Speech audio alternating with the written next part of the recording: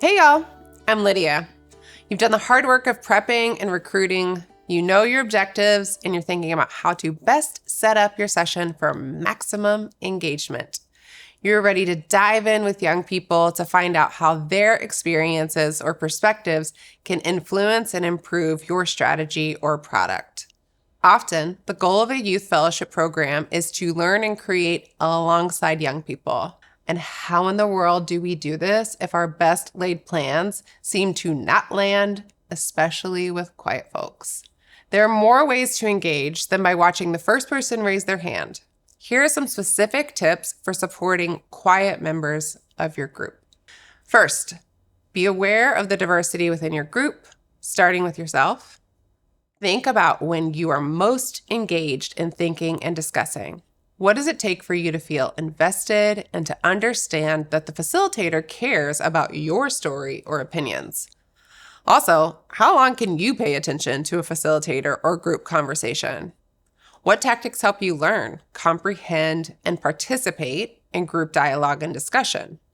In a 90-minute session, which is our advised amount of time, you'll want to plan activities for introverts, extroverts, quick processors, or those that need more time, those that love to debate versus those that shy away from conflict, etc. Consider all the different ways you can engage with someone about how to solve a problem. What we are aiming to do is go beyond standard classroom Q&A and create a dynamic session with lots of moments for reflection and lots of ways for people to share their perspective. Number 2, think about your timing. Look at your plan and chunk it into 5, 10, or 15-minute segments. These segments should each have an aim. What is it you want to learn about youth in each segment? What do you need them to understand about themselves or others? Number 3, when asking questions, consider wait time as an essential tool before you elicit responses. Maybe even rename it think time. Building in 1 to 2 minutes of think time can massively increase the engagement of various individuals. It is one of the most empowering and equalizing tools in group settings. Why?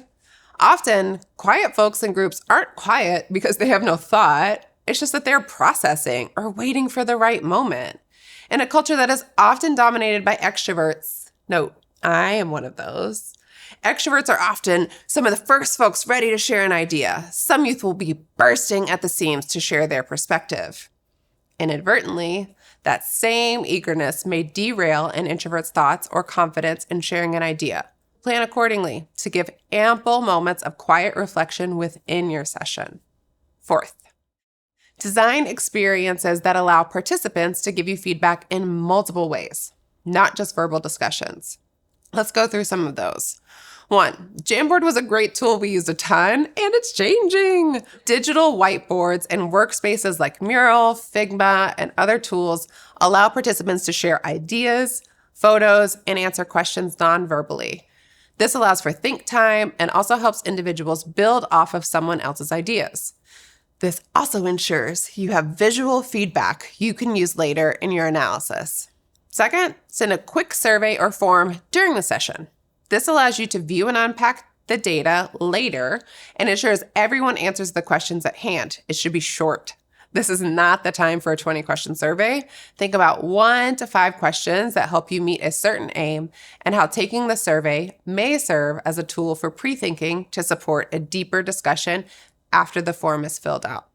3, utilize pair, triad, and small group conversations. Divide participants into smaller groups to help them engage in different ways with the conversation at hand.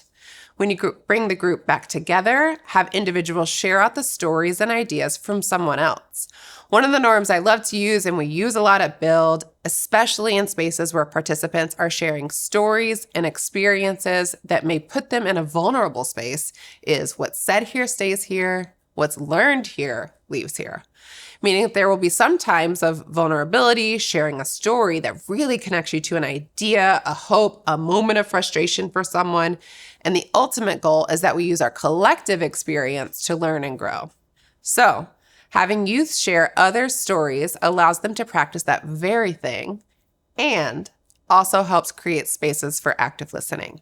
Fifth and finally, make sure you have all your visual tools ready for those that need to track the agenda, track the goals and ideas by reading as opposed to listening.